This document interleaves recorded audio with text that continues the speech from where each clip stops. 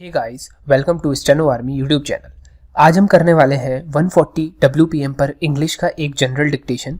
इस डिक्टेशन की पीडीएफ आपको डिस्क्रिप्शन में और हमारे टेलीग्राम चैनल पर मिल जाएगी। टेलीग्राम चैनल का लिंक आपको डिस्क्रिप्शन में मिल जाएगा।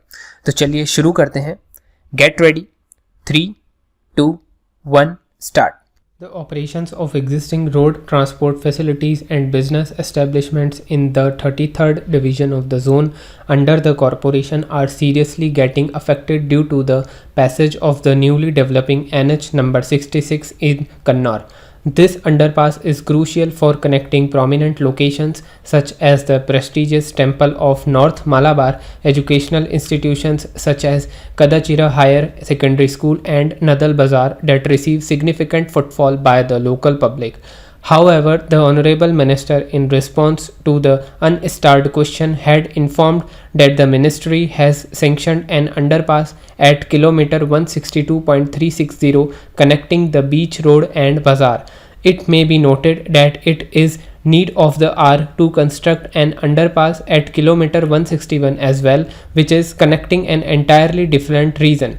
The Kadachira road is the most significant and extensively accessed road by the people. The tax deduction at source TDS mandate on transfer of virtual digital assets VDA has inadvertently incentivized user to adopt foreign platforms. These channels are not only untraceable but also threaten India's national security. Virtual digital assets offer a unique opportunity for India to drive the next generation of the internet. Encouraging this space is likely to contribute to the Indian economy in a significant way, driving employment, augmenting foreign investment, and creating a larger number of unicorns than ever before. Policies should focus on allowing the ecosystem to grow in a controlled and regulated manner. Accordingly, if may help to reduce the TDS from 1% and establish an inter-ministerial committee to design effective regulation for the sector. In a country like ours, opportunity to people from all regions can only ensure better service delivery besides regional representation in government jobs. Citizen-centric administration, the sine non of governance, requires free interface with public and only people familiar with local language and culture fulfill it. Tamil Nadu has comparatively more human resources with higher knowledge and skill that largely goes unutilized. The annual report of Staff Selection Commission for 2021-22 clearly indicates that qualified candidates from Tamil Nadu are just 4.5% of total number of candidates selected.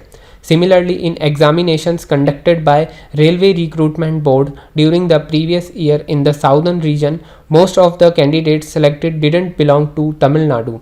The skewed recruitment pattern is bound to have implications amongst social political circles and unemployed youth and must be avoided. Conducting examinations in Tamil language will be helpful for the aspirants from Tamil Nadu for recruitment in offices of the union government and central public sector undertakings situated in Tamil Nadu. During the selection of act apprentices for the railway establishment located in Tamil Nadu and for selection through direct recruitment under 20% reservation accorded, priority may be given to those belonging to Tamil Nadu to ensure regional representation. Therefore, I urge the union government to provide priority to people from Tamil Nadu during appointment in Government of India offices and central public sector undertakings situated in Tamil Nadu for better public interface and to ensure regional representation. The budget allocation for the Ministry of Minority Affairs was reduced by 38% for the financial year 2023-24 in comparison to the year 2022-23. Maulana Azad scholarship given to students from minority communities has been stopped. The scheme have been allocated funds of rupees 44 crore this year, while the budget for the same was rupees 365 crore last year. The Ministry of Finance has also slashed the funds for the pre-matric scholarship for minorities for the financial year 2023-24 with over rupees 900 crore.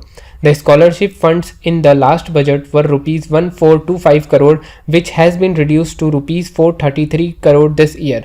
The total allocation of the budget for education at empowerment of minorities, which was rupees 2515 crore last year, has been reduced to rupees 1689 crore this year.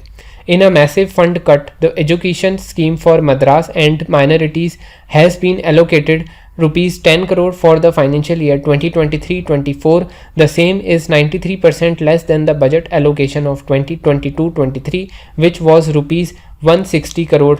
This massive cut in the fellowship will affect the students from minority communities, especially students of Kerala. So I urge the government to reinstate these minority fellowship funds.